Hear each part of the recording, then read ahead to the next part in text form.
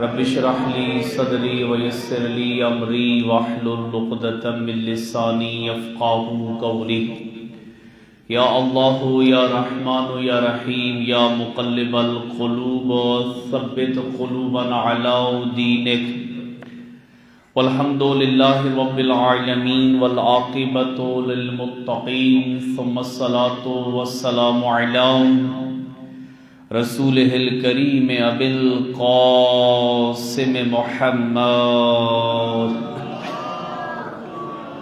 اما بعد فقد قال اللہ الحکیم بسم اللہ الرحمن الرحیم الحمد للہ رب العالمین الرحمن الرحیم مالک یوم الدین ایاک نعبد و ایاک نستعین اهدنا الصراط المستقیم صراط الذین انعمت علیہم غیر المغضوب علیہم ولا الضالین صلوات محمد و آل بیت محمد صلی اللہ محمد و آل محمد۔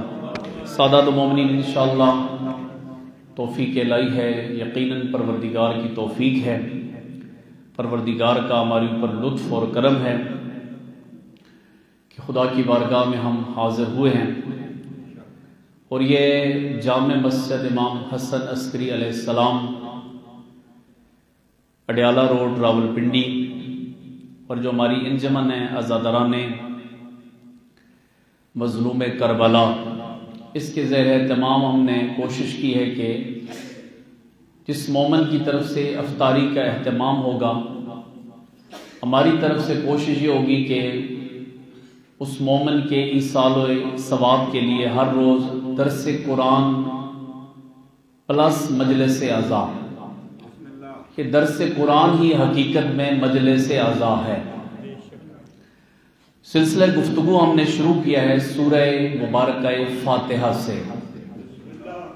فاتحہ، اس کو سورۃ الفاتحہ کہتے ہیں، فاتحہ۔ اور آپ کو پتہ ہے روزے کی حالت میں ہر بات احتیاط سے کرنی پڑتی ہے۔ اگر کوئی حدیث رسول اللہ نے نہ فرمائی ہو، اگر کوئی فرمان امام معصوم کا نہ ہو، یا پھر کوئی جھوٹی بات خدا کی ذات کے ساتھ منسوب کر دی جائے تو روزہ باطل ہو جاتا ہے۔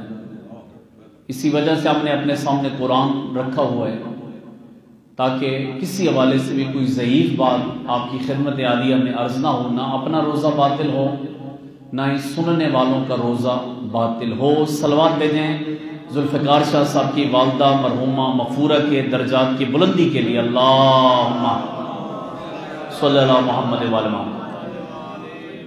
تو یہ سورہ ہے جی، سورہ فاتحہ، معروف سورہ ہے، لا صلاۃ الا بالفاتحہ۔ معصوم فرماتے ہیں، اللہ کے حبیب فرماتے ہیں، وہ نماز نہیں جس میں فاتحہ کی تلاوت نہ ہو۔ ایک حدیث ہو سنیے گا کہ رسول اللہ فرماتے ہیں کہ ہر مرض، ہر بیماری، ہر مسئلے کا حل سورہ فاتحہ میں ہے۔ بلکہ سب تک لکھا گیا، سب تک فرمایا کہ موت کے علاوہ ہر مسئلے کا حل، ہر بیماری سے شفا سورہ فاتحہ میں ہے۔ اور اگر آپ لطف لیں، لطف والی باتیں ہیں، یہ وہی فاتحہ ہے۔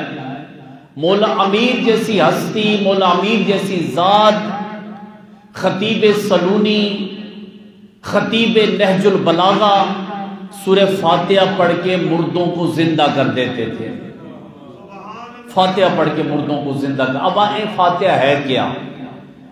سورہ فاتحہ الحمدللہ رب العالمین۔ ایک ایک بات پہ توجہ آپ کریں گے، میں اپنے ٹائم پہ بات ختم کروں گا۔ الحمد، الف لام اس کے ساتھ، ہر تعریف اس اللہ کے لیے ہے جو کائنات کا پالنے والا ہے۔ ہر تعریف، حمد و ثنا۔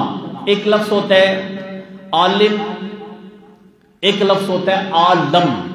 کیا لفظ ہوتا ہے جی؟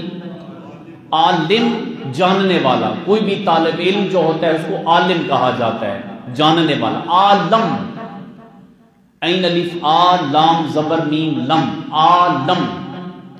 عالم کی جمع ہے عالمین۔ عالم کی جمع کیا ہے؟ میں عالمین آپ کو گنواتا ہوں۔ جیسے یہ اس دنیا میں جو آپ رہتے ہیں یہ ایک عالم ہے۔ یہ دنیا کیا ہے جی؟ ایک عالم ہے، عالم نہیں، کیا ہے؟ عالم۔ کیا ہے؟ عالم۔ اچھا، دنیا کے باہر جیسے اللہ غریق رحمت کرے ذوالفقار شاہ صاحب کی والدہ محترمہ مرحومہ مغفورہ کو، اب وہ قبر میں ہے، جسم قبر میں ہے، روح کہاں ہے؟ برزخ میں ہے۔ تو جو جسم قبر میں ہے نا، تو قبر بھی ایک عالم ہے۔ قبر بھی کیا ہے؟ ایک عالم ہے۔ قرآن کہتا ہے نا کہ قیامت والے دن زمین کا کوئی ایسا ٹکڑا نہیں ہوگا کہ جو اس زمین سے، یعنی میتیں اس طرح نکلیں گی کہ جس طرح انڈے سے چوزا نکلتا ہے، اس حد تک لکھا گیا ہے۔ یہ قرآن کہتا ہے کہ حتیٰ کہ دریا، سمندر جو ہے نا، جب حضرت اسرافیل کی آواز سنیں گے، یوم ینفخ فی الصور، دریاؤں سے بھی، سمندروں سے بھی مردے اٹھ رہے ہوں گے۔ دریاؤں سے بھی مردے اٹھیں گے، سمندروں سے بھی اٹھیں گے۔ تو قبر بھی کیا ہے جی؟ ایک عالم ہے۔ اب برزخ بھی ایک عالم ہے۔ اگر آپ توجہ کریں، برزخ بھی کیا ہے؟ برزخ میں دو جگہیں ہیں، ایک ہے علیین، ایک ہے سجین۔ اب علیین میں نیک ارواح ہوتی ہیں جس کو چھوٹی جنت کہا جاتا ہے، اور سجین میں بری ارواح ہوتی ہیں جو دنیا میں برائیوں کو ترجیح دیتے تھے، ان کی ارواح ہوتی ہیں۔ سجین میں ایک قید خانہ ہے، وہ بھی ایک عالم ہے۔ اعمال جب تولے جائیں گے، میزان جب کیے جائیں گے، وہ بھی ایک عالم ہے۔ اگر آپ بولیں صراط سے جب گزریں گے تو وہ بھی کیا ہے؟ اچھا، یہ دنیا جس میں آپ رہ رہے ہیں یہ بھی ایک عالم ہے۔ اس خلا میں ایک مخلوق رہتی ہے، وہ بھی کیا ہے؟ 7 آسمان ہے، پہلا آسمان، دوسرا آسمان، تیسرا آسمان، چوتھا آسمان، 5واں آسمان، 6واں آسمان، 7واں آسمان۔ کتنے آسمان ہیں؟ ویسے کوشش میری یہی ہے کہ آج کے بعد آپ قرآن اپنے پاس رکھ لیا کریں، یعنی جو سورہ پڑھیں گے انشاءاللہ کل سے قرآن بھی ساتھ ساتھ رکھیں۔ صلوات بھیج محمد علیہ بیت محمد۔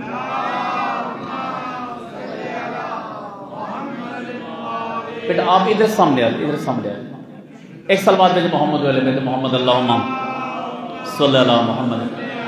تو پہلے آسمان پہ بھی ایک مخلوق ہے، یعنی پہلا آسمان اس پہ بھی ایک مخلوق ہے، وہ بھی ایک عالم ہے، دوسرا آسمان پہ مخلوق ہے وہ بھی عالم ہے، تیسرا آسمان پہ مخلوق ہے وہ بھی عالم ہے، چوتھے آسمان پہ مخلوق ہے وہ بھی عالم ہے، پانچویں پہ، چھٹے پہ، ساتویں پہ، اسی طرح 7 زمینیں ہیں۔ پہلی زمین جس پہ آپ بیٹھے ہیں یہ بھی ایک عالم ہے، دوسری زمین، تیسری زمین، چوتھی زمین، پانچویں زمین، 7 زمینیں ہیں، ان پہ بھی ایک ایک عالم رہتا ہے۔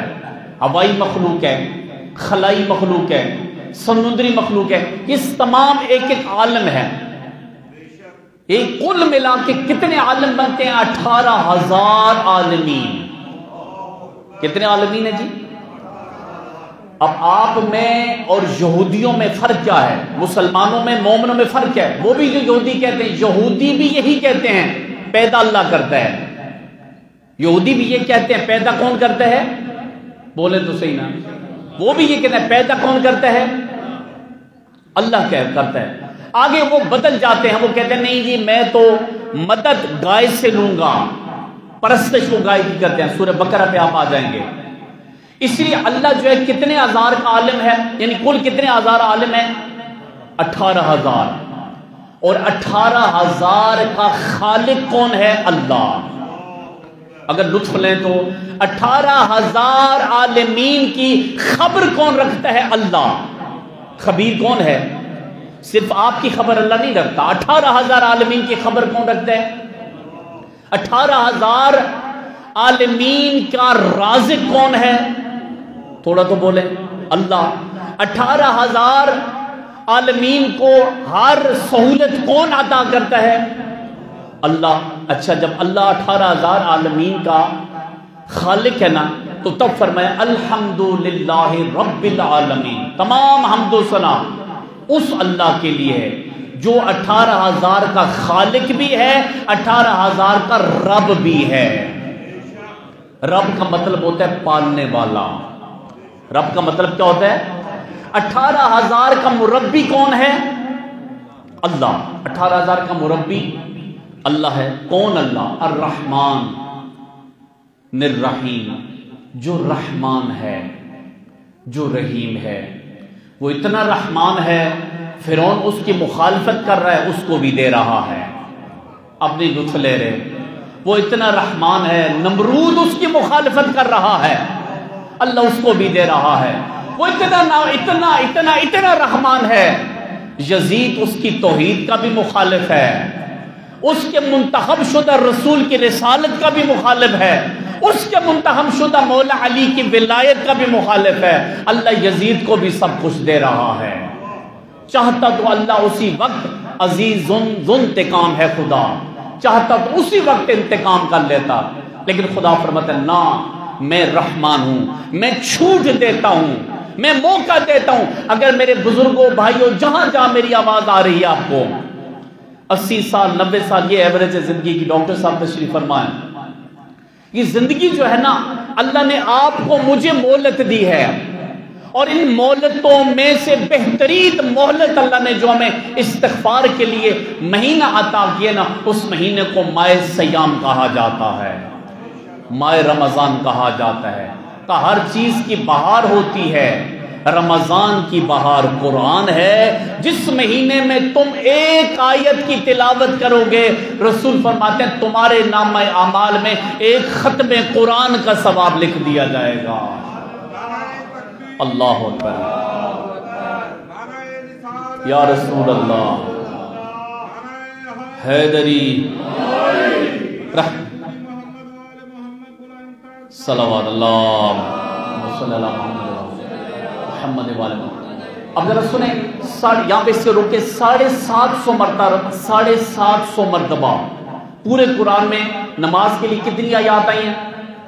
750 مرتبہ اللہ نے قرآن میں نماز کا کہا ہے۔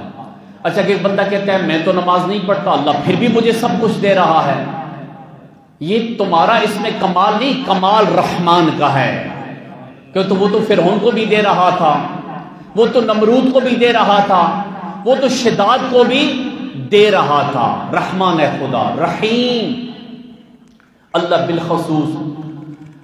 بالخصوص اللہ آپ کو پتہ کیا نوازتا ہے؟ بالخصوص اگر آپ اللہ کے گھر میں آتے ہیں نا، یہ بھی اللہ کا آپ پر رحم ہے. اللہ کے گھر میں آتے ہیں، یہ اللہ کا فضل ہے، اللہ کا کرم ہے، اللہ کا رحم ہے اور اللہ کی توفیق ہے آپ پر. اللہ کی اس دنیا میں یہ رحمت عطا کیا، آخرت میں کیا رحم ہوگا؟ خدا فرمائے گا میرے حکم کے مطابق زندگی گزارے گا، میں ایسا رحیم ہوں. اب تیری روح قبض ہوگی، تمہاری روح قبض ہوگی، مجھے پتہ ہے تم پریشان ہو جاؤ گے، لیکن تمہاری پریشانی کو دور کرنے کے لیے میں پنجتن پاک کو تمہارے سامنے لے آؤں گا. تم جیسے روح قبض ہوگی تم پریشان ہو جاؤ گے. مجھے پتہ ہے موت کا نام سنتے بندہ گھبرا جاتا ہے، لیکن خدا فرماتا ہے فکر نہ کر، میں تمہاری موت کو ایسی معراج کراؤں گا جب تم پنجتن پاک کی زیارت کرو گے. تم نے خود کہنا ہے، پنجتن پاک سے التجا کرنی ہے، نفس مطمئنہ ہمیں اس دنیا میں نہ چھوڑنا، ہمیں اس دنیا میں اپنے ساتھ لے کے چلے جانا. اسی کو رحیم کہا جاتا ہے. مالک یوم الدین، ہم تیری قیامت کا مالک ہے خدا. قیامت کا مالک کون ہے؟ قیامت کا مالک خدا ہے، یوم الدین کا مالک خدا ہے. حساب کے دن کا مالک کون ہے؟ یوم الدین قیامت کو کہتے ہیں، یوم الحساب. یاد رکھنا قیامت کا ایسا دن ہوگا، قرآن سامنے موجود ہے، جس میں ایک دن کے سر کے بال، ایک دن کے بچے کے سر کے بال سفید ہو جائیں گے. جھوٹی تسلیاں میں دی جاتی ہے نا کہ کچھ نہیں ہوگا. ایسی آواز حضرت اسرافیل کی ہوگی کہ ایک دن کے سر کے، ایک دن کے بچے کے سر کے بال، اندازہ لگائیں جو ایک دن کے بچے کے سر کے بال سفید ہو جائیں گے. جو دنیا میں اپنے آپ کو کہے میں تو کڑیل جوان ہوں، اس کا کیا ہوگا؟ جو بوڑھ ہوگا اس کے ساتھ کیا ہوگا؟ ایک دن کے. تو اللہ حساب، اس لیے تو چوتھے مولا نے فرمایا تھا، ہم اکثر کہتے ہیں لڑائیاں جھگڑے ہوتی ہیں، بندے کہتے ہیں اللہ تو اپنا عدل کرنا، یہ نہ کہا کریں. ہم اکثر کہتے ہیں خدایا تو ہی عدل کرنا. چوتھے مولا فرماتا ہے نہ کہا کرو کہ پروردگارہ تم عدل کرنا. اگر جب اللہ عدل کرے گا تو پھر بڑے بڑے آ جائیں گے. تو پھر کہا مولا کیا کروں؟ کہا کہ یہ نہ کہا کرو پروردگارہ عدل کرنا، یہ کہا کرو پروردگارہ ہم تمہارے عدل کو برداشت نہیں کر سکتے، پروردگارہ ہم گناہگار، بدکار، خطاکار، پروردگارہ ہمارے اوپر اپنا فضل کرنا، اپنا کرم کرنا. ایاک نعبد، ہم تیری عبادت کرتے ہیں، وایاک نستعین، ہم تجھ ہی سے مدد چاہتے ہیں. ہم تیری عبادت کرتے ہیں، مدد بھی تجھ سے چاہتے ہیں. اس کی تشریح بھی کروں گا انشاءاللہ جیسے جیسے ٹائم آتا ہے. تیری ہم، یہ یہاں پہ لفظ ہم کیوں کہا؟ ایک نقطہ میں عرض کروں، یہ کیوں لکھا میں تیری عبادت کرتا ہوں، میں تجھ سے مدد چاہتا ہوں. یہ جو نا ایاک نعبد، اعبد نعبد، یہ جمع متکلم ہے. یہ کیوں کہا کہ ہم تیری عبادت کرتے ہیں، ہم تجھ سے مدد چاہتے ہیں؟ یہ کیوں نہیں کہا؟ عبادت تو بندہ اکیلا کر رہا ہے، تو بندہ کہے نا میں تیری عبادت کرتا ہوں، میں تجھ سے مدد چاہتا ہوں. میں، لفظ میں جس کو عربی میں انا کہتے ہیں، ہم ترجمہ اس لیے کیا گیا، جمع متکلم کا صیغہ اس لیے استعمال ہوا کہ خدا کو انا پسند نہیں. خدا کو انا، چوتھے آسمان پہ فرشتہ تھا، نام تھا فطرس، اس نے کیا کہا تھا؟ مم مثلی، مجھ جیسا کون؟ اللہ نے اس کے پروں کو جلا دیا تھا. اللہ نے فرمایا میں نہ کہنا کہ میں ایسا ہوں. فرعون نے کہا تھا قرآن میں انا ربکم الاعلی، میں بڑا خدا ہوں، میں اعلیٰ ہوں. اللہ نے فرعون کے لشکر کو سمندر میں غرق کر دیا. اللہ کو میں پسند. نمرود نے میں کہا تھا، خدا نے نمرود کو سبق سکھایا.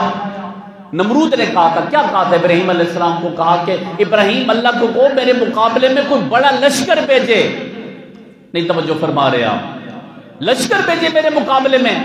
خدا نے نمرود کو اس کی اوقات دکھائی، کہا تیری اوقات کہ تیرے مقابلے میں انسانوں کا لشکر بھیجوں. خدا نے نمرود کی میں کو ختم کرنے کے لیے مچھروں کا لشکر بھیجا. کس کا لشکر بھیجا تھا؟ مچھروں کا.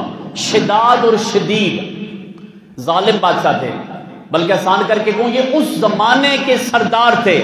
شداد شدید، نمرود، فرعون، ابو جہل، ابو لہب، یہ اپنے زمانے کے سردار تھے، اور یہ سرداروں نے الہی دین کا مقابلہ کیا. اور ایک جملہ ضرور کہوں، اس زمانے کے یہ سردار تھے جو کہتے تھے اللہ کے دین کا عروج نہ ہو. وہ کیا کہتے تھے؟ ہمارے دین، جو دین ہم کہتے ہیں وہ دین بنے. معذرت کے ساتھ آج بھی کتنے سردار تو نہیں ہیں لیکن گروپ ہیں، بابا گروپ. بابا گروپ جو ہوتے ہیں فلاں بابا صاحب، یہ ایسے نہ ہو جائے کہ بابا گروپ ایک طرف اللہ کا دین ہے، ایک طرف نہج البلاغہ والے مولا امیر کا دین ہے، ایک طرف خطیبی سلونی والے مولا علی کا دین ہے، ایک طرف بابا کے دین ہے. خود بتاؤ بابے کے دین پہ جانا ہے یا مولا علی کے دین پہ جانا ہے؟ عقل کیا کہتی ہے؟ عقل کہتی ہے علی کے پیچھے چلنا ہے، کسی بابا کے پیچھے.